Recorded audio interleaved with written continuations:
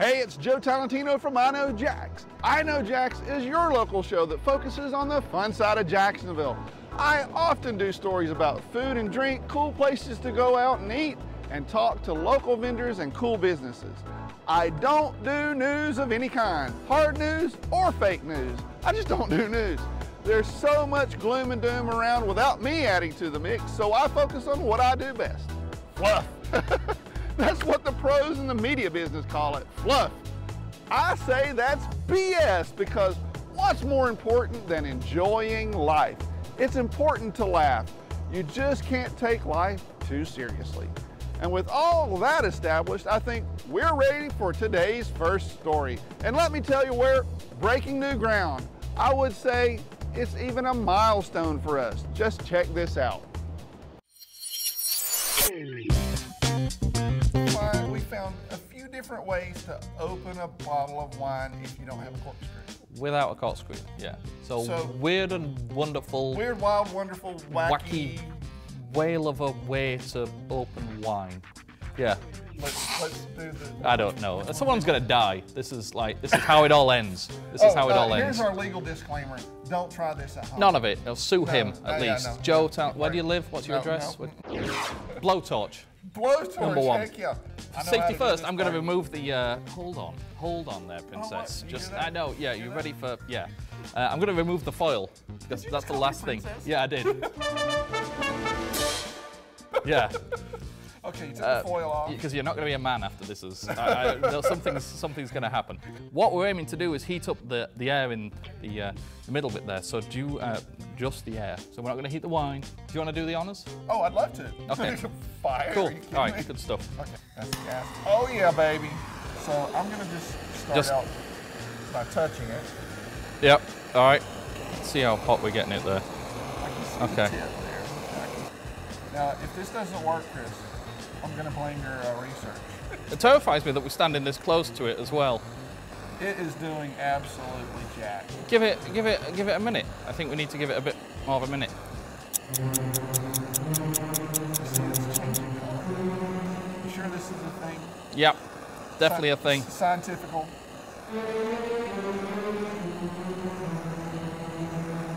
Just be gentle. I'd probably back it up a little bit. He's saying be gentle. I could see it exploding. I could totally see it exploding. Maybe this is one of those times where we should have rehearsed. No, we don't do that. No. Oh, boom! Yeah, baby! Oh, boom! Yeah, baby! That's the best thing I've ever seen. That was awesome. I did not expect that. And your wine's bubbling now. Well, I mean, what do you expect? We got it like 1,000,000 degrees. Wow. All right. I didn't. So. That's one. All right. That's one way to open a bottle of wine. You got a blowtorch around, you're rocking ready.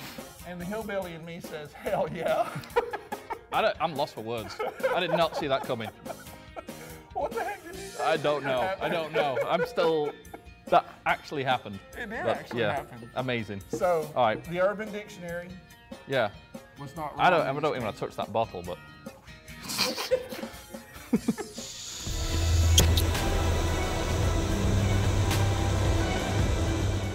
Told you we're reaching new heights in this episode. I'm one of those guys who loves Jeopardy. I have a full head of useless knowledge. Yeah, there are many other ways to open a wine bottle without a corkscrew. I know that makes me a super nerd, but hey, you gotta remember that nerds rule. Nerds, nerds, nerds. Next, we're going to take a quick trip to St. Augustine. The first time I visited Dose was for a tasting event. I just loved the place and decided right then and there to come back to do a story. I guess Dose in St. Augustine will always have a special place in my heart because it was the place where I fell in love with cold brew coffee. Before that, I never liked coffee of any kind. I always liked the smell from ground coffee, but no, not the one from the production plant downtown. That just smells burnt. But I never liked to drink coffee. I know you've heard that story before. I had only tasted big box coffee, and that's not at all the same.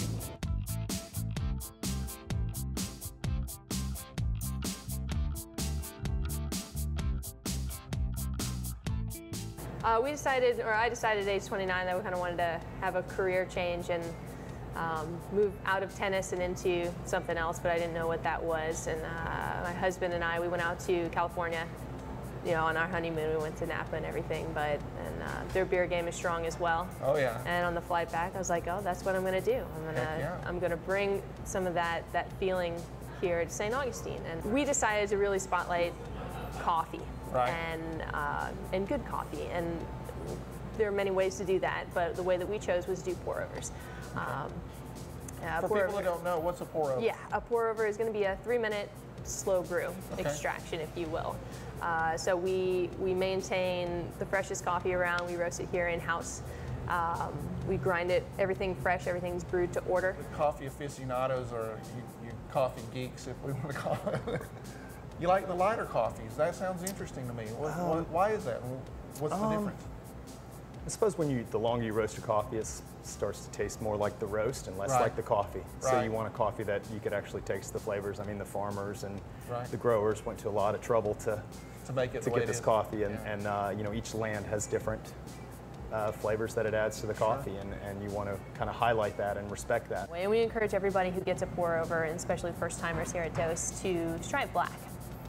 Not add anything to it. Take a sip. You can always add to it, but you can't take away. Right? You can't take it away. I got you. So I always hand stuff to people black. We can always amend the situation to suit everybody's taste, and it's fine. If you want to add milk, if you want to add cream, do it. But I would say try a pour over. Try it black. I think a Sumatran or a Colombian is a good place to start.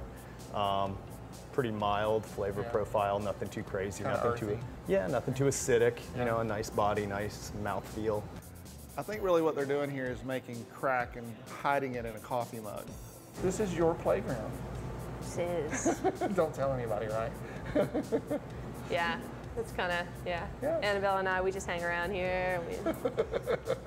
It is. That's exactly what this is. We built this place to be a place that we would want to, just hang. There's nothing wrong with that.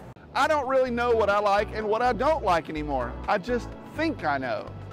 I'm really trying to expand my horizons a little bit and not be afraid of trying new stuff. But no coconut or melon or cucumber. I'm just not doing that. It's just not going to happen.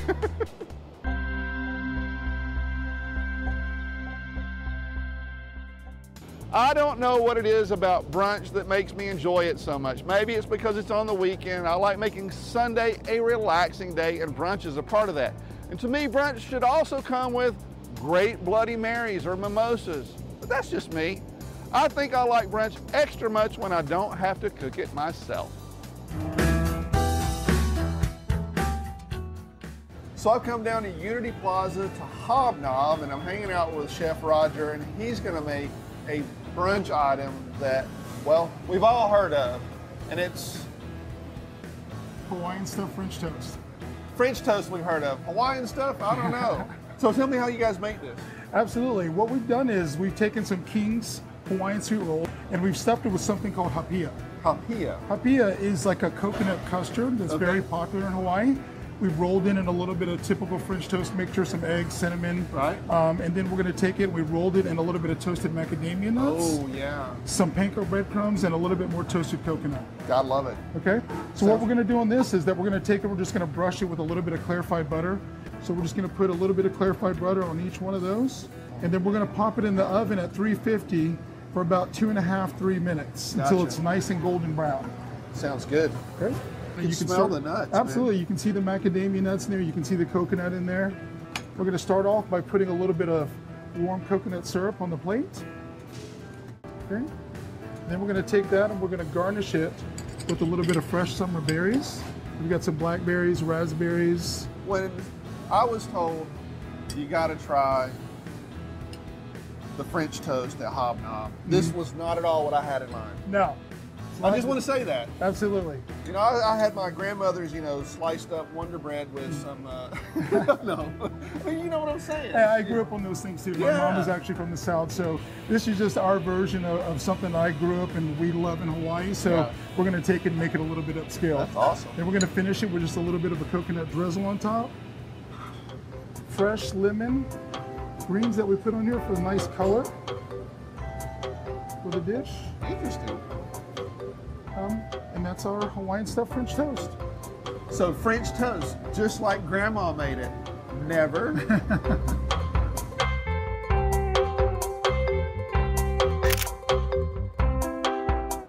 I've always enjoyed going to Hobnob. It's a really cool space and their food is way good. Today I have a question for you. Where do you like to go for brunch? What's a good brunch spot for you? I'm also really interested in where I can get a really good Bloody Mary. You can send me an email to joe@iKnowJax.com with your suggestions. I really think I need to put together a story about brunch soon. Now, when it comes to craft beer, Jacksonville is growing every year. And when I first moved here just a few years ago, there were only a few breweries in town. Now I think we're up to about 11 or so, and there seems to be a new one coming every day. Today we're visiting one of the first craft breweries in Jacksonville, Pinglehead in Orange Park. So tell me first, Pinglehead, I gotta know. Where the hell did that name come from? One of my business partners, actually, him and his brother made up the name, actually. Okay. And kind of it's stuck. It stuck with him. It stuck with Nicknames him. tend to do yeah, that. it's one of those made up names when you're a kid and you just kind of, it comes out. Well, I saw that. I won't use any Yeah, no, I know. Yeah, we won't examples, go there. but Hey, I might have had one of those nicknames as a kid too. you and I both. Far worse. So, and then your logo's the clown head. I thought for a while maybe there was some tie there, but there's Well, not really, right? it with Pinglehead, I think the way it went was that when we were looking for art, once we decided that Pinglehead would be the name of the brewery, Right. That we would go ahead and find something that sounded like Pinglehead and sounds like a clown. Sounds like definitely like and the clown. a pretty sinister one at that. So.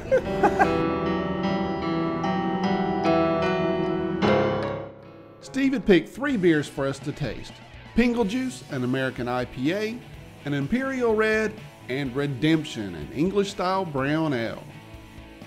So let's start with a light one first. Sure, this is the Pingle Juice. Pingle Juice? Yep, and Pingle Juice.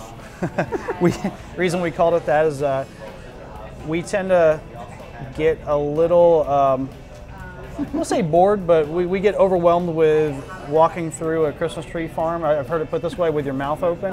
And we wanted something a little fruitier, juicier. Yeah, sure. So we went through our hop selection and decided to pick up on a combination of English and American hops of what we consider the fruitiest ones. Gotcha. And built a recipe around that. So Let's give that one a taste.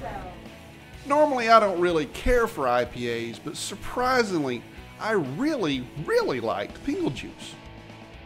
What's fun is that it has a good aftertaste. Typically for me, they don't, you know? I agree. It's not, again, it doesn't go back to that, like, I just wrecked my palate, so Yeah, to speak. Which I haven't been there's a place and time for those as well. Yeah, exactly. But some of them make me feel like I licked a pine tree or something, and I'm That's not a big also a fan good of that. one. Yeah, it's a good analogy. Yes.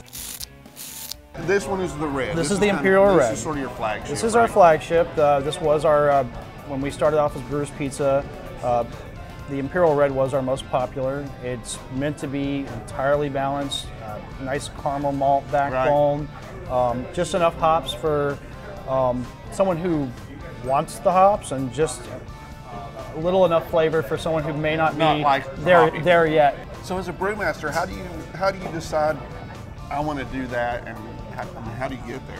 Is it a lot of experimentation, or? Sometimes, yeah, there's a lot of pilot batching involved, trying to determine, a lot of research, a lot of reading. I mean, we're still learning things every day about brewing in our industry. A brewer is sort of a cross between a mad scientist and an artist. Sort of, Is that close? yeah. Or And then you add in some janitorial services, because 90% of the job is cleaning up Cleaning after stuff, yourself, yeah. and That's never as cleaning fun. the tanks and whatnot. So I mean, there's a lot of cleaning involved in it, the majority. Cool. So yeah, when you get there, yeah. So redemption, I'm down for some redemption. I think before you commented on the color, and we decided that's more of like a ruby hue to it. Yeah. So it is very dark. Dark, yeah. But I go dark sometimes. yeah, nothing wrong with that. Next, I threw Steve a curveball and asked him what he would pair with this. I pair beer with anything personally. I mean, you don't. I'm probably one of the worst people to ask about that. But me, if it was this here in the fall, I mean, something along with some, obviously some pumpkin pie. Ooh, pumpkin pie ranks right up there with cucumbers. Yuck. I would say some barbecue would be really good. Yeah. Some pulled pork. Yeah, that'd be really good stuff. Something with a little spice to it, maybe. Maybe something a little spicy. You know, spice generally goes with IPAs. And see where it seems to be a lot of people go with the IPAs for spice. But I could do this. But I mean, I can do about anything. Yeah, steak. Oh yeah, nice steak. We're gonna go with. We're gonna go with steak. We agree. Yes, red meat is the answer always. Absolutely. Pinglehead is in Orange Park, which is a bit of a drive for me, but so worth it. That's it for this week's iKnowJax. I'll be back next Sunday at 6:30 p.m. on CW17 Jacksonville with another episode. You can also find me online. I do a lot of Facebook. On Monday, I upload the video calendar. On Tuesdays, I send out my newsletter, The Insider. And then on Wednesday, I do the Hump Day Update. And on Fridays, I do a Facebook Live show at 4 p.m. That's the schedule. Now, hopefully, I'll see you again on Sunday. But before then, I'm sure I'll see you on the internet.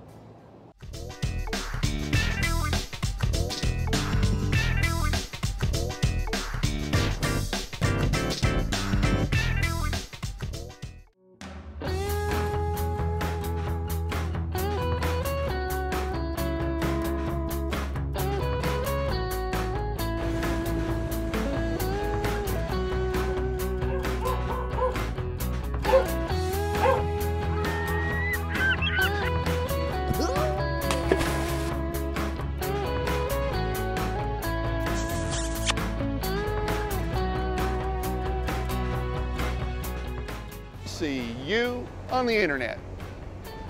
Cue helicopter. That's fine though. I love the smell of napalm in the morning.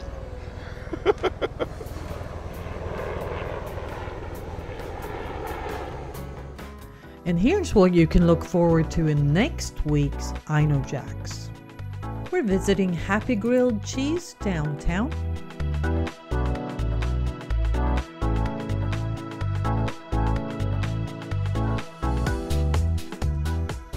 And we're going to Kathy's Table.